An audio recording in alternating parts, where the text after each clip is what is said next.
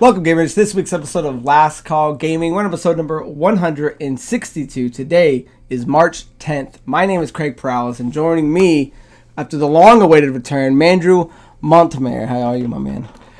This sinus infection is kind of killing me, but besides that, I'm doing pretty well. You're saying, how has it been just today, or did it kick in yesterday? No, it just hit me this morning. Oh, you woke up and it's just like...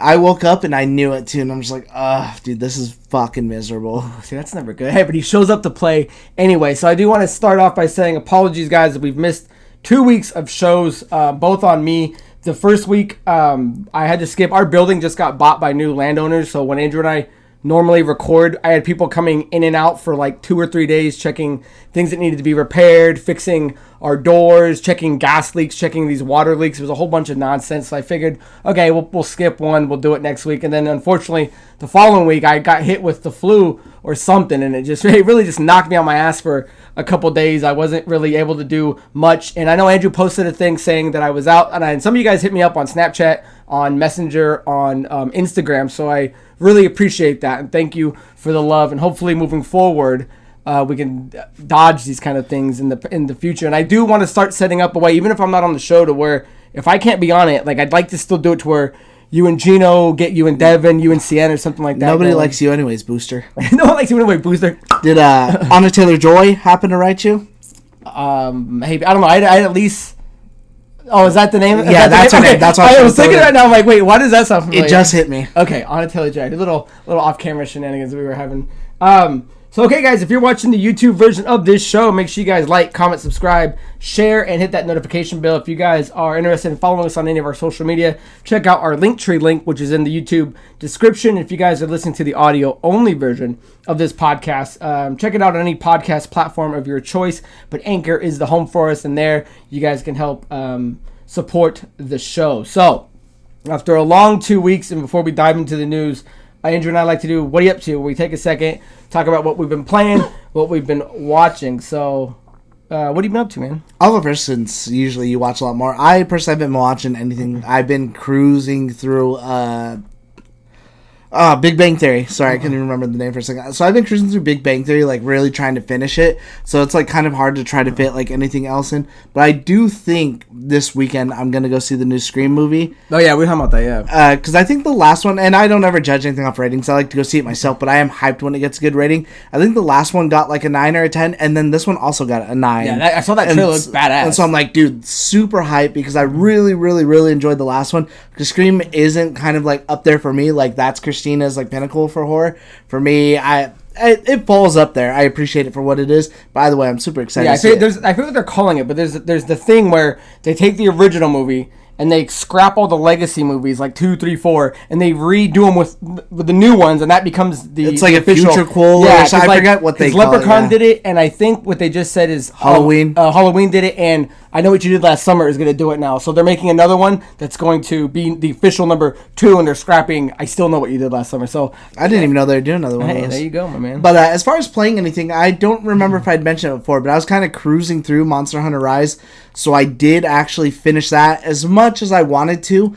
And then they just announced the other day that Sunbreak is coming to Xbox, I think late April, for any of those interested, so I might jump back into that, but I still kind of have Monster Hunter fatigue from just crushing it. As far as anything else goes, I did crush that game just in time to do Like a Dragon Ishin, so I put down Harry Potter after 2 hours, because when that game came out, for those of you who know, I absolutely love any RGG games, Yakuza, called Like a Dragon now, and this new one was more like Edo period Japan, and they take a best of cast and make it actually an exaggerated version of a historical event that actually happened, and it was really, really, really good. I absolutely loved it. It was still kind of full of that mystery and over-the-top action with kind of the silliness that RGG is known for, so I love the game. It was so good. Nice. I like all of that. So what about you? As far as what I've been up to, I ended up watching a bunch of stuff over when I was laying in bed sick, but I'm not going to dive into all of it. The one that kind of stands out is I watched The Unbearable Weight of Massive Talent. The movie came out I have 2002 written, but that can't be right. Maybe it was 2022. 2022, and it's a rated R movie. It's I ended up seeing it on Stars, and it's this movie. It's the way they describe it is action-packed comedy. where Nicolas Cage plays Nick Cage, channeling his iconic characters as he's caught up between a super fan who's played by Pedro Pascal and a CIA agent who's played by Tiffany Haddish. Now, I don't know if you guys have seen the trailers or you haven't, but this movie is so over the top funny. I remember seeing the trailer and dying laughing. Pedro Pascal is awesome in this movie. It's a fictionalized version of Nick Cage. It's like watching Entourage and seeing like Seth Green play a version of himself that's not really him. So it was fantastic. The concept is kind of that Pedro Pascal is this drug lord, and he invites Nick Cage to go to his island. And the CIA ends up wanting him to infiltrate it because he's kidnapped this girl. But they end up starting to write this movie together, and they become like best friends. And dude, there's this whole scene where they go on like acid or opium or something like that. It's hilarious. It looks really funny. Yeah, you need to see it because I'd love to talk to you about it. Because there's a scene where they go down to like this. He has like this Nicolas Cage shrine, and he has this statue of him from Face Off, and he's got the guns, and the guns are like legit guns. And he's like, "How much did you pay for this?" He's like, $8,000. I'll give you 24. He's like, "It's disgusting. I'll give you 20,000 for it." So it's hilarious. I don't want to overhype it. I'm not saying it's like the funniest movie I've ever seen, but it was a solid laugh. If you're into anything Nick Cage, I would say it's a must watch. As far as what I've been playing, I recently beat Atomic Heart. It came out on February 21st, 2023, developed by Munfish. Now, this game, before I get into it, had a lot of controversy circling it. It had a big thing where people were saying that it promotes communism and it glorifies these kind of Russian ideologies. And there was even a thing from Ukraine saying that they wanted to ban the selling of it and take it off of Steam, off of the Microsoft Store, off Sony Store, and off of Valve. And one of the things that's weird about that, because the game's already out, so it's like, even if you did that, the bulk of the money that this thing was going to make anyway is already done. So taking it off now, if you're trying to, I guess erase it from history, is irrelevant, and it's not really going to do anything. And again, this is a Russian studio, but that doesn't make them specifically Russian tied. So with all the controversy around it, with that being said, I had high hopes for this game, and when Andrew and I did the most anticipated game for 2023, this was like high on my list. And it looked really like BioShock. It looked like you're wielding powers and you're weapon shooting, and it has this alt history that looked kind of cool, and that's kind of where it ends for this game. It's pretty much it has this open world, and it has like these down in the underground tunnel systems. The open world's kind of bland and boring. There's nothing to do besides like take over cameras and shoot enemies. It's got extremely cringy dialogue. Like, the people that wrote this game, it shows that when you make games like this, the story is important, because it is so, like, he keeps saying, one of his like punchlines is always, he calls people, "Oh, crispy critters." Like, he says that like 1,000 times in this game. Sounds like something that'd be in Fallout. Yeah, dude, it was just annoying, and he talks way too much, and the storyline is decent at best.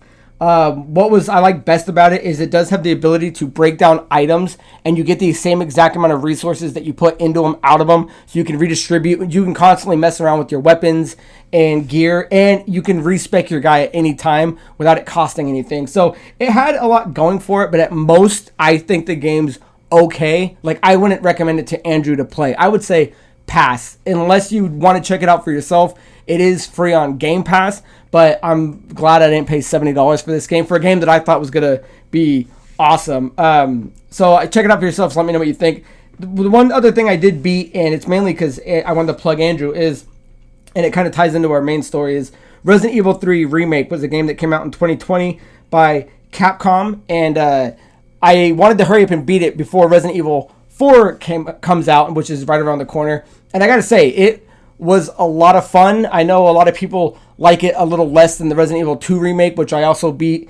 And I followed Andrew's guide through it. So if you guys are interested in checking that out, there's a speed run where you can do it and beat the game, get some achievements. And I gotta say, boss fights alone compared to number 2, I thought were way better. It felt like an actual game fighting these guys instead of kind of a slow tyrant. Like, I'm actually aiming for, like, when at the last boss, when you're shooting all the things off of them. So, and I don't know if this is a good thing or bad thing, and maybe you can tell me how Resident Evil fans feel, is it felt more like a linear path, like you're playing like an Uncharted, versus like the police department, where I'm constantly exploring new rooms and kind of figuring my way out. So I had nothing with it. I mean, I beat the game fairly quickly. I did the speed run. I think I beat it in an hour and a half. I had a lot of fun with it, but compared to 3 to 2 is I mean, how did you like it? Just real quick, since we're going to be talking about 4 in a minute, I think it's fair to talk about 3. I like 3 more than 2 because I do like that it is. Oh, you actually like it more? Yeah, Okay. I think 3 is a little bit more streamlined, so you get in the story more direct, and it is fun. And I do like kind of the boss beats a little bit better.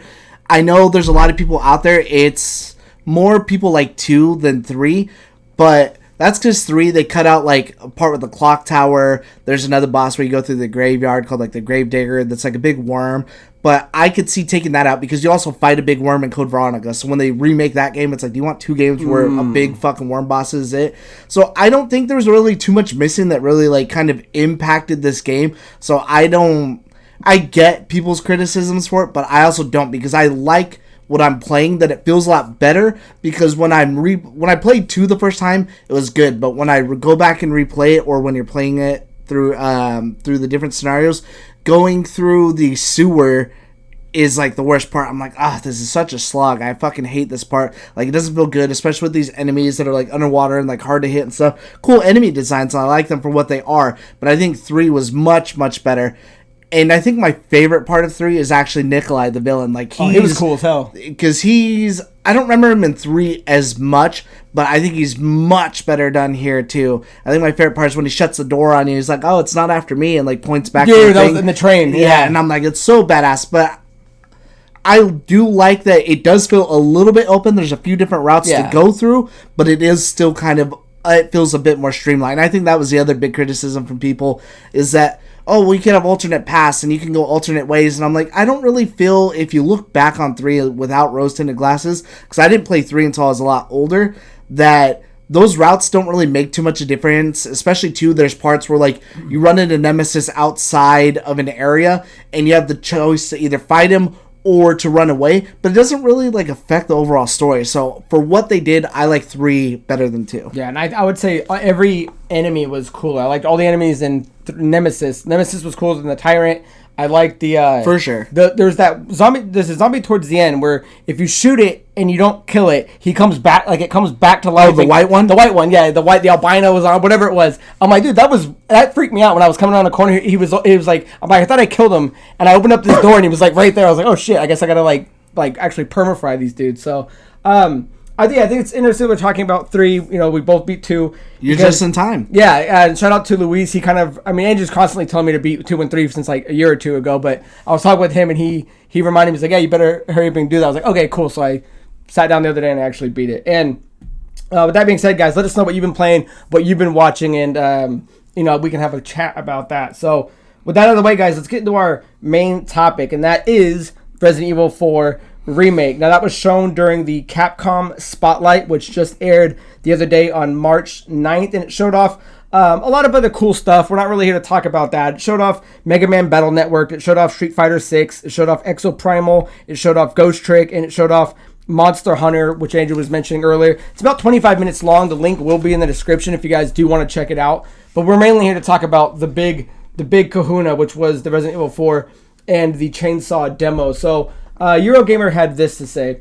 And finally, the big finish with the Resident Evil 4 remake due out 24th of March on PC, PlayStation, and Xbox. There are a few new videos below, and the expected announcement and release of a demo, the Chainsaw demo as it's called, lets you play an early portion of the game where Leon enters the village. It's out now on all platforms and doesn't have a time limit, which means you can replay it over and over again. So, it's really cool because they talked about that it's a remake / kind of reimagining. It takes place, I think it's 6 years after the end of number 2 takes place, and there's a couple of pre-order bonuses if you want to snag a couple of extra things, which I think we're gonna pre-order and grab a couple things. So with that being said, no time limit, play as many times as you want. What's your overall impressions of it? I know you're the big Resident Evil guy. Did you super enjoy it? Well, actually, I want to say before we jump into it, I think it's almost kind of like important to set the stage a little bit, as in, I've beaten this game, original RE4, like a million times, and I beat it when it came to Xbox, also when they did like the revamped one. So it's been a few years since I played it, but it's still very, very fresh in my mind. And I went through and I think almost 100% of it. I'm only missing like a few achievements. On what is your one? Yeah, on the newer one for the Xbox One. And I'd beaten it too when they originally bought it to Xbox 360. So again, I've beaten that game a million times. fairly recent. What is your history with it? Because I don't think I ever asked you. I used to own the chainsaw controller. That thing's badass. On PS, yeah, I remember PS2, I think it, or I forget, because I know it was on the GameCube originally. So I played it on the GameCube when my buddy used to live at my house. I had a GameCube. I remember playing it there, and I remember I used to work at a place called Game Exchange, and we would play games at work when there was nobody in the store, and we played it there. So I remember I think Nikki were like, I think we beat it, or we got pretty far, but that was when I was 18, so that's the last time like I played it. So okay. I remember it being the best one, because I remember playing 2 and 3 on PlayStation. I don't know if I ever played Code Veronica. I can remember putting it away on the shelf because I can picture that art. But yeah, so when I was playing, this is pretty much like a brand new game to me. I mean, I remember the villains, and I remember that it's not purely like zombies. It's a whole different kind of infection. So that's about the last grasp I have on it. I'm really hyped for it after playing this. Like I thought playing 2 and then 3 and then playing this demo, I'm like, dude, Capcom is swinging, bro. Dude, they're absolutely killing it. I thought it was so dope. That and they just dropped it. I kind of didn't want to play it first because I wanted to go in blind, but I'm like, I mean, how much can they like really change on this like segment that I'm gonna play? I'm sure it's not like too much, but what about yourself? So my biggest thing on it was, for me, I thought it was a little short. I mean, I know these games are meant personally to be, but there's other games that you can get like 30 minutes, an hour into it. I wasn't sure how much it was going to be. I don't speed run when I'm first playing a game unless I'm following a guide. So I was kind of sneaking around, looking around this demo, seeing what was going on, and I beat it in like 16 minutes. So I'm sure there's people out there that are quick. They are running through this thing in 9. I wish it was a little bit longer, and maybe I didn't explore everything. I was kind of hoping to find like another gun. All I had was the pistol and the knife. I don't know if there was like a shotgun you could find or something like that. I'll get into that with Okay, so for me, maybe I didn't explore enough. I thought it was a little short. I was hoping there was a little more. Maybe I just didn't find it. But on the other side, I thought it looked amazing. The moment it boots up and you're starting and you're walking down, I'm like, damn, dude, this is pretty dark and sneaky. I like the fact that when you're opening up the D-pad, and I don't know if this is in the original or not, but it gives you 8 slots for guns. Was that always a thing where it's like in that case? Yeah, but is it, like the D-pad down there? So I saw that. I'm like, okay, that's cool. Now you can actually, you have a spot to actually equip them all. And then I like the sneaking around aspect. I love going around and I chomped that old lady that was like raking up those leaves. And I love that brutal assault that he does when he you stun somebody with a headshot and he runs up and just cold cocks them. So the gameplay was super fun. I'm not mad that it wasn't longer. I just wish it was. But as much as I got to play, that's all I needed to go, yeah, I'm ready to play it. I thought it was the perfect amount because I don't want to see any more of it. And for those of you that don't know, it's essentially the beginning of the game, the village section, where you start off on the house and move to the village. And already right away, you can tell it's different. The first house you go into, there's a few different guys in there. You do the classic jump out the window, but the path to get to the village is different. But even when you get to the village, some of the layout's the same, but again, it does play out differently. So if I'm fighting these people, I'm running through, you go into that, in the original, you don't have to. You could sit out there and keep fighting everyone, but if you run into a certain house, so where the dude's being burned in the middle, you run to the straight. Dude, that was brutal. And when you run left and go into the house, it'll switch to a cutscene where Leon starts barricading the doors and you see the guys outside and he's like, what? And that's when you tell that they're kind of somewhat sentient because they start communicating, putting up ladders to get on the roof and stuff. And so then you could go upstairs. I don't remember it being there on this one, but you used to go upstairs and you could push the dresser in the way, but that's where you find the shotgun on the wand. It's exactly where I left it in the original one.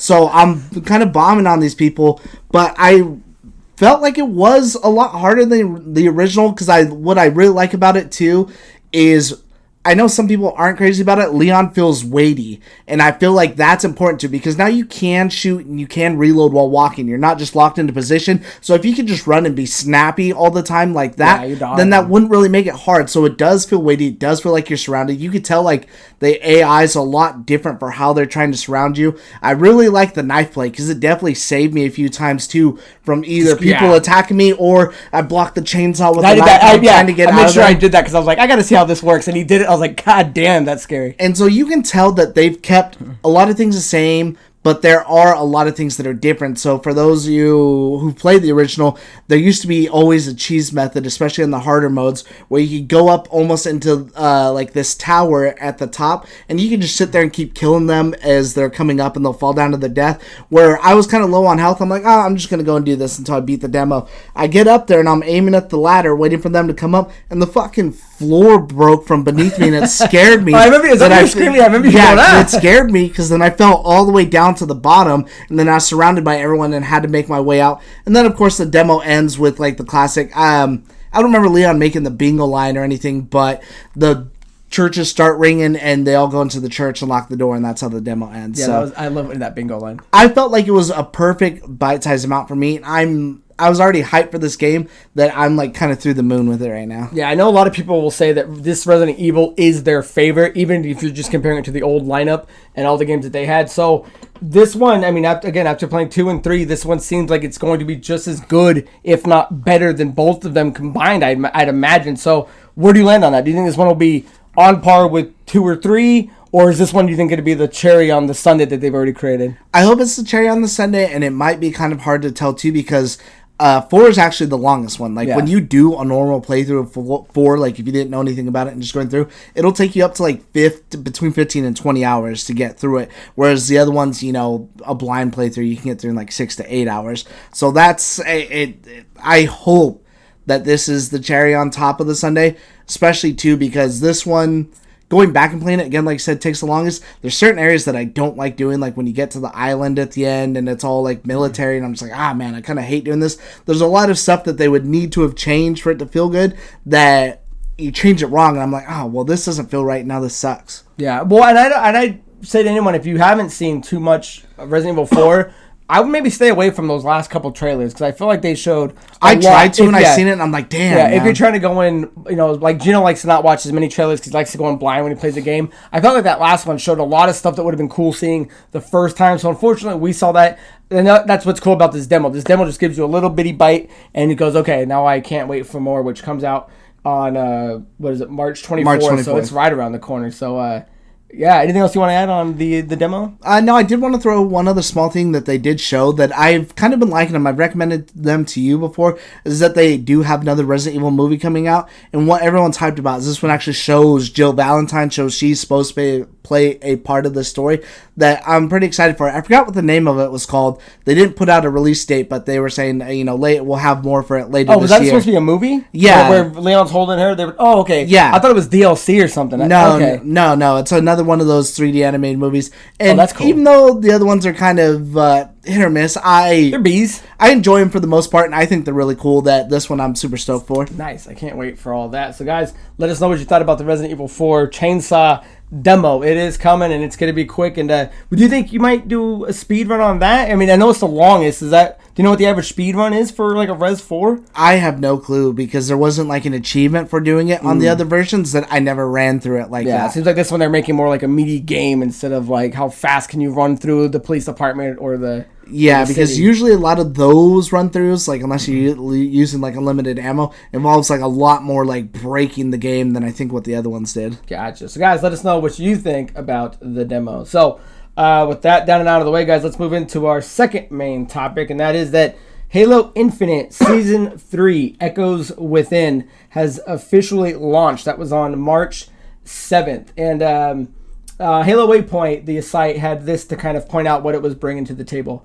It says, Echoes Within brings a vast amount of new content to the game, new maps and modes, and a new 100-tier premium battle pass that never expires, new narrative-focused events that pick up where the Season 2 left off, 2 new armor cores, the M392 Bandit and Shroud screen, Forge updates, a new Fracture event, and so much more. So we can slowly kind of get into this and talk about as little as much as we need to. So I did want to point out this first, though. So the new event, guys, if you're watching this now, is the Mindfall. It runs from March 7th to the 21st, and it brings a free 10-tier event pass containing a variety of cosmetics for one of the new core outfits, which is the Mirage, and that's happening right now. So me and TK, we ended up knocking that out in a day. So if you just got if you got a couple hours and you're just gonna sit down, make sure you don't miss it, because I mean you got plenty of time to do it. But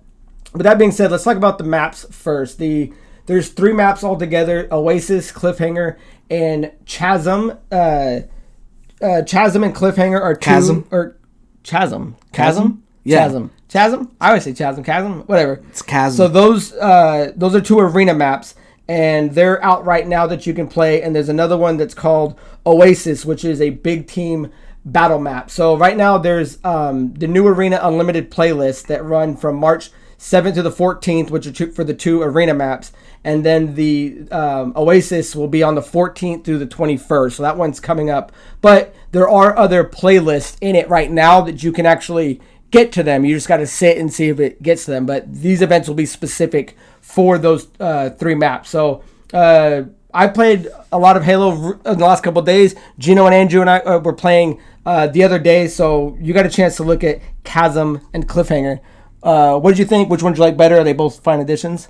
I actually really like both of them. I think I like Chasm a little bit more. So that's the one with like that runs perpendicular to each other. That's right? the blue one, yeah. Okay. Yeah. I actually really like that one because I feel like that one's got really good like ranked gameplay potential as far as like lanes and what you can do with that. It's Chasm. But I'm really liking them a lot, and it felt really good to kind of get back into Halo 2. I was actually having a blast with what we were playing, and it did feel good on those maps. I didn't get to try the bigger one, but I've heard it's a little bit harder to kind of get that one to like land on it. Yeah, I didn't play Oasis at all, and I tried going through some BTBs, and I was like, there was just not enough time before we ended up doing this, but I seen that was the big complaint from people is like, why not create like a dedicated just so you can do this map to try out the new map before we throw it into the event circulation. Yeah. So yeah, I think they're both pretty cool. I think Cliffhanger was the one that I liked the most. I liked how open it was. I liked that it had like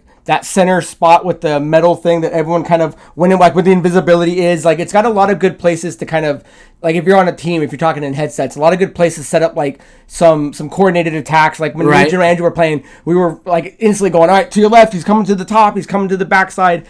So I think that map's going to be a lot of fun. The other one, Chasm, was a lot of fun when like me and TK were playing a lot of it. And when they do capture the flag on that one, because it's on both opposite sides on the top, that one's a lot of fun, especially if you're getting like that'd be a fun game, grapple hooks to be jumping around. So I think both of them are both fine additions, and I really can't wait to see how Oasis ends up playing. So let us know if you guys got a chance to play the maps. I know Corey, we haven't got a chance to play with Corey yet. We're trying to set up a date, but I know he's been playing it, so I'd be interested to see what he thinks. Wu-Tang!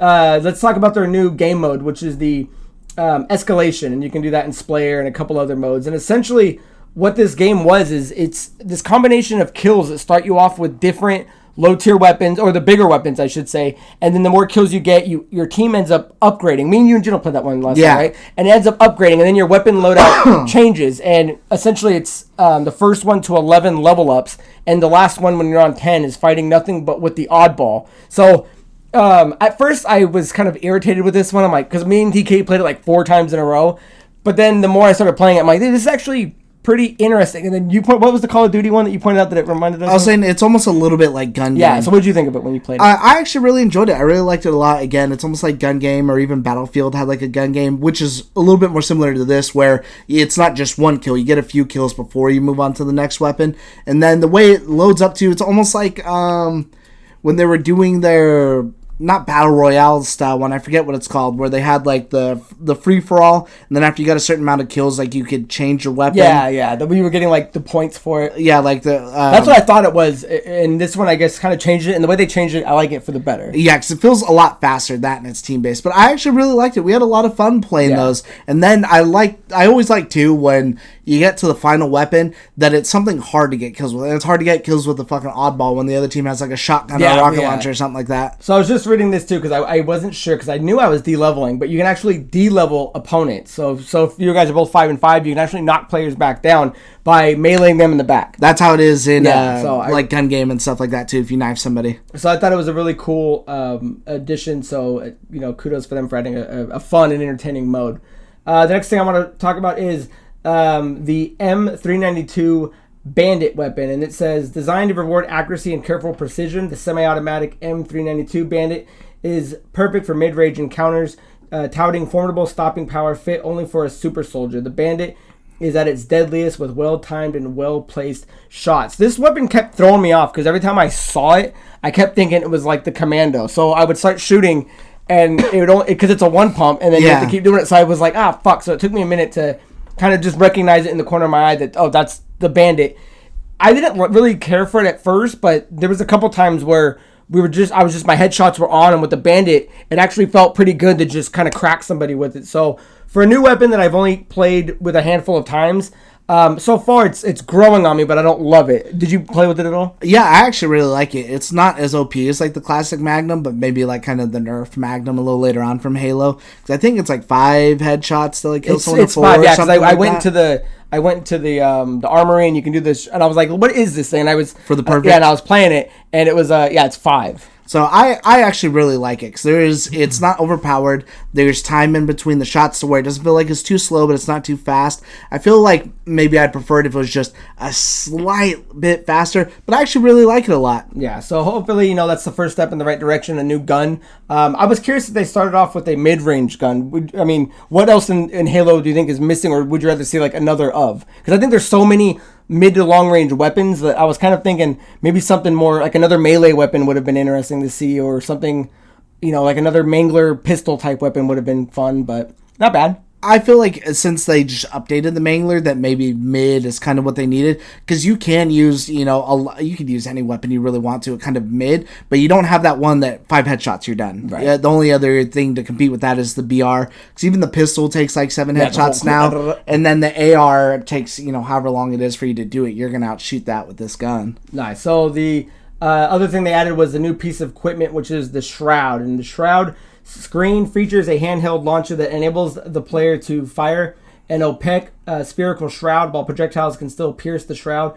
I'm going to skip that. In addition, players inside the shroud are concealed from their opponents. Motion sensors, tactical positioning, map knowledge, and key timing are the name of the game for gaining an edge over your enemies with the shroud. Now, there was a couple of those episodes back, this had to have been last year, when we were kind of getting the leaks of what the new stuff was going to be. I remember seeing this. We talked about it. And I'm like, I wonder exactly how that's going to function in the game. It sounds cool on paper, but once you get it, I think it's really fun. It changes up the whole dynamic. You could throw this thing in the middle of hallways or over someone that's about to get killed. It completely changes. You run into it, you're coming out running the wrong way when you thought you were running straight. So I thought it was a really cool add-on. Did you have any fun moments with it, or?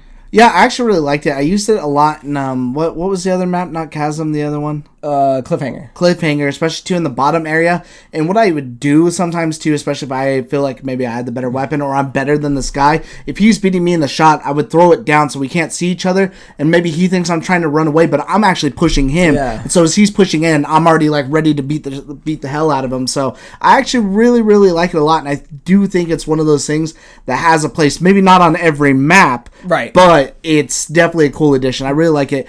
It almost, I don't want to say it reminds me of the bubble shield in a way. I think that's what a lot of people were kind of thinking too. But I like too that anything can just go in and out, because then you can just toss grenades or kind of do whatever. It's not that thing where, okay, I'm just going to sit inside and now it's this impenetrable shell. Yes. Me and TK were playing the escalation game, and we were playing, everyone was down to the oddball, and we were playing on Chasm, and it's in the middle. There's spots where you can like fall off if you're not careful, because there's spots where you can jump to get to the top. Everybody was just throwing blue shields down on the bottom in the middle, and dude, you were just running by people and people were falling off. So I could see it being just a lot of fun, and we had a blast actually playing with it. So it's a really cool addition. I'm glad they did that. So another one we can kind of skip over real quick is the new armor cores. They added the Mirage and the Chimera. Pretty cool looks. One has like kind of the bulbous full glass head. The other one kind of has, me and Andrew both like thought the same thing. Like, it looks like a Crisis. I didn't care for it. Yeah. I see a lot of people using it right now. It gives you kind of the superhero look. It kind of gives you like the 8-pack look. So yeah. And you can put, and one of the endings, one of the things you could unlock was a new skin for it, which I know a lot of people popped. But the Mirage one looks pretty cool. I really like that look. So what'd you think of the two new designs? I know you didn't care for Chimera, but overall, it's cool that we got 2 new suits. Yeah, I like them, and I hope that they keep adding more again. I feel like maybe that where we're at now is almost what we should have launched with. Yes. I mean, I'm glad that we got here eventually, but I feel like if you had launched with this many suits, there wouldn't have been as much complaining about the customization. Yeah, and I feel like this one kind of reminds me of, the Mirage reminds me of like Mass Effect. It kind of reminds me I actually really like that one. As far as that goes, guys, that's about it. But they did the new battle pass. There's tons of stuff that you can get at this point, which was kind of like they did the winter update. There's tons of experience to get. So once you're done doing your challenges, you're not limited to not getting any experience. You're constantly getting things for MVP, best, winning the match, being top 50%.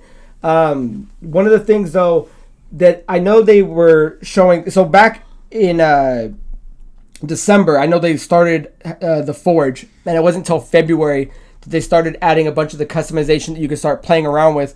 And I didn't really play February. All my season passes were done, so this is kind of new if you haven't been playing in a while, because I know Andrew hasn't played in a while. So coming back in now, there's all the custom maps you can do. The other day we were playing, so if you go into play and you go to custom map and you go to the maps, you can go to all the maps that are approved by 343 that are in circulation, but you can also go to the maps that people are making. And we ran into one mode that was like Fall Guys, where they actually set up the hexagon. We ran into there was one that was like Squid Games, where it was the run and you have to red light, green light.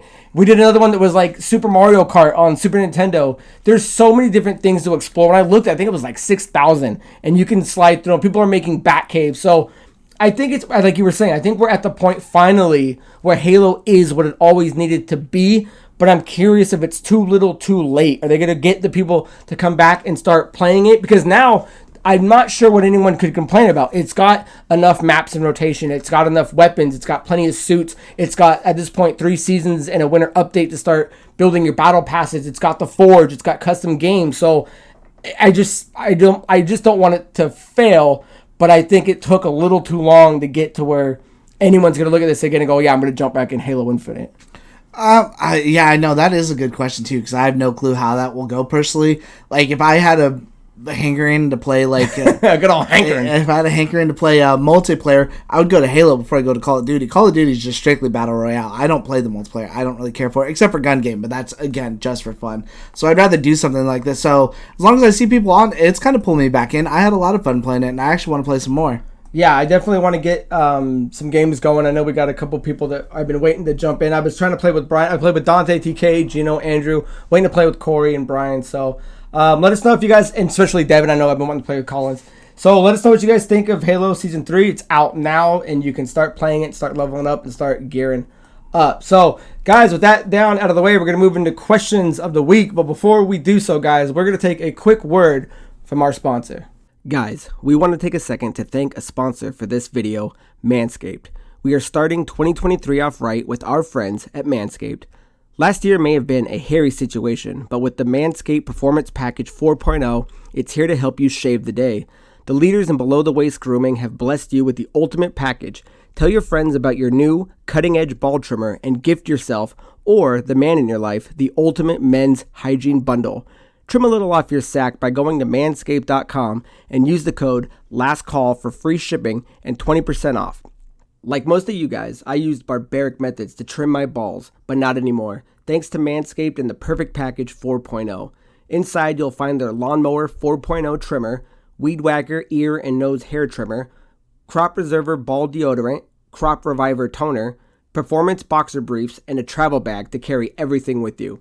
So get 20% off and free shipping with the code LastCall at manscaped.com. Again, that's 20% off and free shipping with the code LastCall at manscaped.com. And trust me, fellas, your balls will thank you. All right, guys, that is our sponsors over at Manscaped. Make sure you guys use that discount code and take care of yourself. So with that down out of the way, guys, our questions of the week. If you guys want to submit a question of the week, you can do so a couple of ways. You can leave a question down below the YouTube comment section, and we can grab it there. You guys can email us at lastcallproductions@gmail.com, or you can find me at Craig Perales, and you can send it to me there, and I can grab it and insert into the episode. So our first question comes from Cecilia Arquez, and they write, just saw the new Ninja Turtles trailer. Not sure how I like it. Seems like it could be really good or very bad. Yeah, this one is interesting. It's the Teenage Mutant Ninja Turtles Mutant Mayhem. It's the one that's kind of being shepherded by Seth Rogen. From everything I was reading, it's a combination of like the old school Mirage comics mixed with kind of the old school 80s like comedy cartoon show. I gotta say the aesthetic looks really good. And I don't know if they're kind of pulling this from Spider-Man Into the Spider-Verse. That's it kind of exactly what I was feeling when I watched it. It seems like once that movie kind of hit, that kind of, drawing style kind of kicked in. So I think the aesthetic looks good. I like the trailer, so that we can talk about the trailer. The trailer aired. If you guys are on YouTube, you're probably watching it now. I think the city ends up looking really cool. I think the design of the turtles looks cool. I thought Bebop and Rocksteady looked awesome, but we didn't get to hear them. My biggest concern is still that what's going to be the tone. I mean, it looks like it can be like a little dark and heavy, but at the end of the day, this is still a Nickelodeon movie. You know what I mean? It's made for 6-year-olds to go watch this and go, oh, I like this, versus us wanting kind of more of the darker tone. So, what'd you think of the trailer? I really like it too. I like the tone that it has so far, but I would like to say I don't need it to go like full on dark or anything like that. But I do need to see like people get like beat up because that's what is happening. Because I wouldn't consider the Turtles movies, I mean, like rated R or anything, but like that scene where Raphael gets his ass beat is like, I want to see something on par with that. And would you consider that for kids? Because I saw it as a kid when I was little. I love that movie. I feel like maybe if they like, Shredder I was feel scary. like Spider-Verse kind of had the perfect tone too, because you even had the spoilers, I guess, if you haven't seen that movie by now, but you had like the death of Peter Parker. That was a pretty brutal death. You don't need to see it, but he's getting like beat down. Like that's a beat up that you've lost a fight, and that's kind of something I feel like if they could match that tone, it'd be perfect. Yeah, because I think Rocksteady and Bebop look awesome. That shot didn't show of them. It's cool, but then you see who's doing the voices. It's Seth Rogen and John Cena. Not saying they couldn't do tough guy beat 'em ups, but Seth Rogen, we just saw the Donkey Kong voice. He's Pumbaa. I don't want him to be like a jokey Bebop. If he can turn that voice and be something cool, and then John Cena, because he can be a tough guy, but he's also known for doing, comedy type roles like Peacemaker and things like that. But they did just kind of show off all the people that are going to be playing the roles. So we have Giancarlo Esposito as Baxter Stockman, Paul Rudd as Mondo Gecko, who was one of my favorites in the cartoon, Rose Byrne as Leatherhead, Jackie Chan as Master Splinter. I already said Bebop and Rocksteady. Maya Rudolph as Cynthia Oldtrom.